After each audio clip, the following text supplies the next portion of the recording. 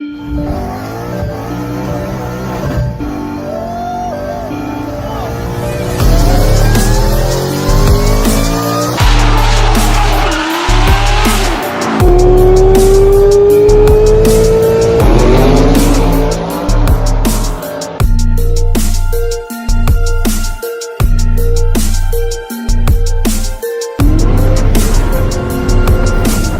do it live. Keep doing what you're doing, man. It's awesome.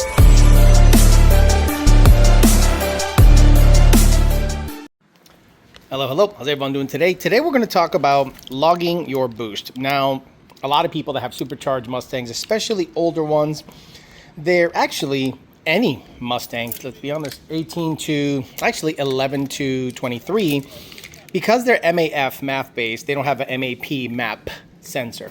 So you can't really get a direct reading from the manifold as to what's happening. So a lot of people have trouble logging boost. So when it comes time to put some decent boost on these cars, you want to know if you have belt slip, you want to know if you have, how much boost you're generating, if there's an issue or whatever. And a lot of people are having issues, figuring that out. So on these older cars, this is the 2014 GT500, yes, it's older, there is a way of logging boost, but you needed to have some aftermarket stuff analogged into the N gauge, and I'll show you that. Okay, don't mind the really, really shitty vacuum line routing, but if you notice here, I have the manifold pressure coming off of the back of the blower, teed into the regulator, and it also goes to something else that goes into another hose, and I'll show you where that leads to. And unfortunately, it's down there, so I'll show you that. Well, gotta get my flashlight, and I ended up putting it in another garage I leased. Oh yes, and then I leased yet another garage. So technically I have 4 in a row, plus the one on the end. So I have all but this guy. So one day it will be mine, like an infinity stone. So I think I did an oil change the other day here. Yes, obviously the guy that leased it before did a really good job of maintaining it nice, put some nice things up for me, became friends. Guy's legit. So I'm very happy that it's pre-made. So let's go out here and take a look at how I'm logging boost on this car. If you pull apart the N gauge in here, you're gonna see the back of the N gauge has multiple inputs. And this sucker snuck its way in there, so I gotta find that cable that I'm supposed to be showing you that goes into that auxiliary spot right here. This little slot right here. That slot right here. That's where that boost sensor, for lack of a better word, or map sensor hooks up to. If you look at this cable here, this is coming from one of the first boost boxes that was kind of made by Lund. We used to have an employee that, proposed it, but then the nuts and bolts was up to everybody else, which was very common for people to pass off responsibility back in the day. So that's one reason that the first stint didn't go so well. But you see this little arrow? This little arrow should go on the top side of the N gauge. So I'll go ahead and hook it up. And just like that, we got it hooked up. So I'm gonna put it back in its little slot here. Hopefully it connects nicely and becomes my friend. Be my friend. Godfather. Okay, we're connected. So I'll show you what that's connected to down here. And that's what it's hooked up to. You see that there is a vacuum/boost reference. This is one of the first boost boxes that Lund ever tried to come out with back in the day, but it ended up, because it was tied to the N gauge, kind of went away. Story time, Jake and I, when the previous employee that pretty much caused everything to go to shit got fired back in 2015, 2016, Jake and I stayed up till like 2 in the morning one day putting all these together, because there was a huge order for these and we had to fill the orders, and I was out of a job, and Jake and I were like, fuck, I guess we got to build these. So we put a bunch of these together. As you can tell, it also has another input. Where is it? There's a little line coming off of it. See, this little line comes off of it. And that's for, I don't know, to be honest with you. But probably if you want to analog another signal in. But let's see if this guy's spitting out a signal to the N gauge and see if we can, show boost moving on the N gauge. You want to know why I don't like working on cars in the summer? Well, sorry guys, Florida's always summer. So to me, there's no such thing as winter, but it is November. But yeah. All right, it'll be a little tough to see, but because I hooked it up in the back, we're gonna go to gauges and we're gonna connect to the gauges. So it's under boost. If you go to the signal screen, and I'll show you that real quick, and those of you that are very familiar with the N-Gauge, this is gonna be old news to you, but if you go here, right, you select any of the signals, you go to signal, and you can choose which signal you want. So this guy is reading in voltage, right? So I actually, scroll. You can scroll. The great thing about the N-Gauge is it's so fast, it's so great. But again, it's gone forever. See you later. So click the signal, go to display, and you say it says units. Click that, and it gives you different units. And believe it or not, there are pre-mapped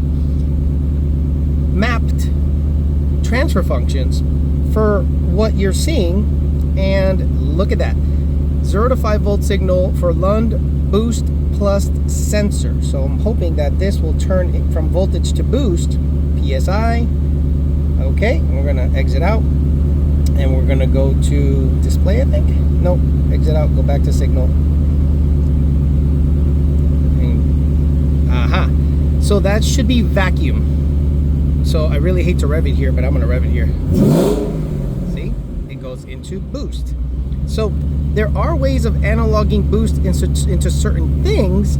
You just have to have the right equipment. You know what I mean? That's an old 10-year-old Boost Plus sensor. This is a 11 or 12-year-old N-Gauge on a 2014 Mustang. Now I'm gonna go over to Collier because I noticed that it has similar lines and stuff. So I'm gonna see what that has going on for a map sensor or a boost sensor.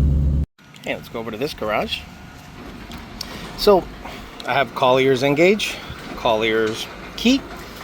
So this car had something similar. I was like, hey, this car I think has some kind of situation where it's a lot cleaner, obviously, because the build is better.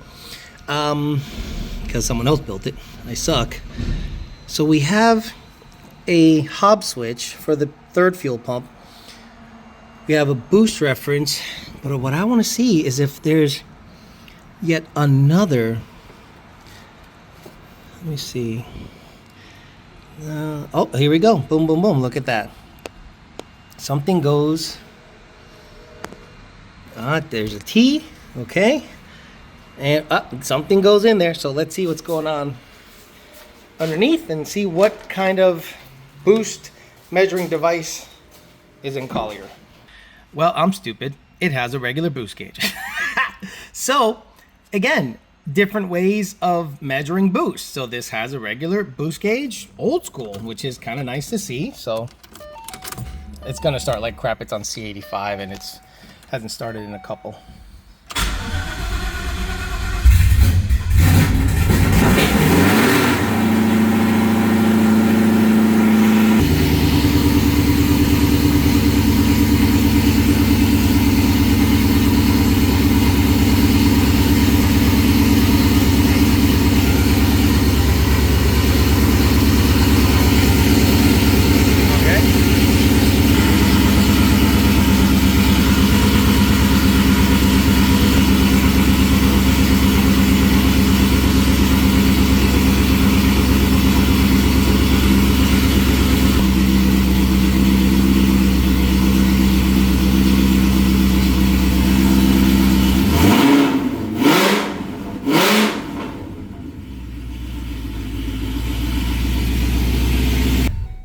There you have it. So what you're seeing is a couple of different ways, of making sure that you have boost measured.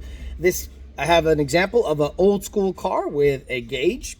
I have an example of a modern style map sensor teed into the vacuum slash boost reference for the fuel system reading. Now what I'm going to do is I'm going to go back to the GT500 and I'm going to finagle the N-Gauge a little bit so that if you want to see a dedicated gauge showing boost, I'll show you how to do that. But again, you're going to be dealing with equipment that's antiquated, basically. You're dealing with a 10-year-old sensor, a 14-year-old discontinued Engage, but it works. So if you have a system already in place to be able to log certain things, especially if you want to see on a boosted car, if you have belt slip, or on a supercharged car, if you want to see belt slip, or if you have a turbo car and you're wanting simply to know what boost is, you have to measure it. You know, like a lot of people say, Alex, how much boost is the car making? I'm like, do you have a boost gauge? And they're like, no.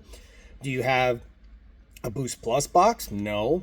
So I'm like, how can I guess what the car is making for boost if you don't have any of those things analog in? I can't really help you. So let's go back to the GT500. Let's play with the N gauge and we'll see if we can have a dedicated big gauge for boost.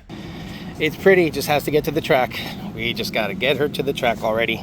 Enough messing around. Okay, so back on the N gauge. Shoot, I have to get the car running so I can actually mess with the signals. Yeah, everything works. Everything still works on this car. There you go. Okay, key is on now. So let's say you wanted to specifically have a dedicated screen for boost. So you're gonna back out, exit gauges. Actually, no, I should have gone back to gauges. Apologies. We're gonna sweep and find the signal we want. So boom, boom. Now you could technically do that.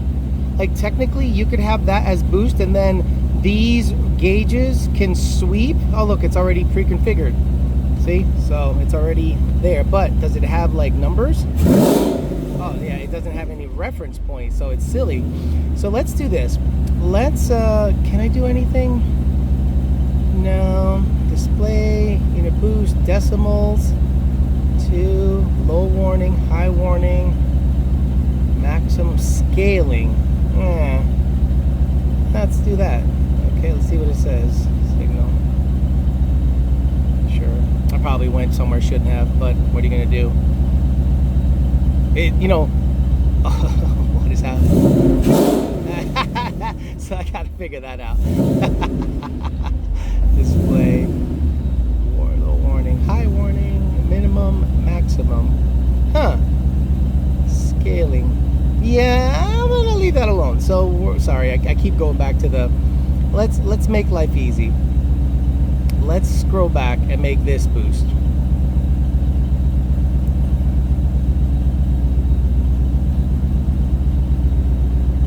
We do it live.